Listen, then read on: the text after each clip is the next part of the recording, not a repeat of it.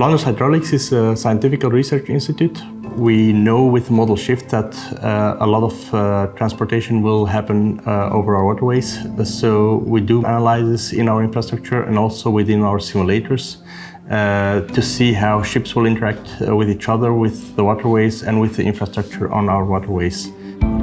We have a lot of state-of-the-art infrastructure, but also numerical models, and we combine both with real-time data to analyze and see what the reality would be. The nautical team focuses on everything what has to do with shipping and maneuvering in shallow and confined waters. We have a team focusing on coastal protection and coastal safety, a team of water management focusing on drought and floods, a team focusing on sedimentation, sediment transport, and analysis of sediment and particle transportation. The last team is focusing on the impact of constructions on our waterways and the impact of those waterways on existing or new constructions. So our main reason of being is assisting the Flanders river authorities, managers who are facing challenges which are specific for Flanders. For example, we are lacking space and ships are becoming bigger and bigger, meaning that relatively the river is becoming smaller and smaller. And this situation where we are really sailing in small rivers where there's not a lot of water around the ship, these shallow and confined situations are in Flanders very common.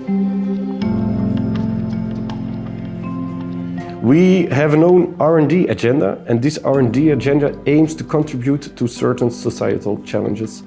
For example, better or effective coping with floods and droughts, improving the nautical accessibility of the ports and the navigability of the waterways, understanding morphodynamics of coasts, estuaries and rivers, and finally, understanding the impact of climate change to Flanders and abroad.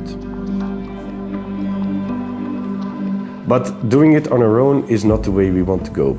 A lot of partners are involved in our research, and sometimes we just look to Flanders itself and contact universities here in Flanders. But we also have partnerships with universities outside Flanders and even with private companies that can bridge to other parts in the world. We do believe that some of the challenges for the world in the next 50 years are already here in Flanders a reality.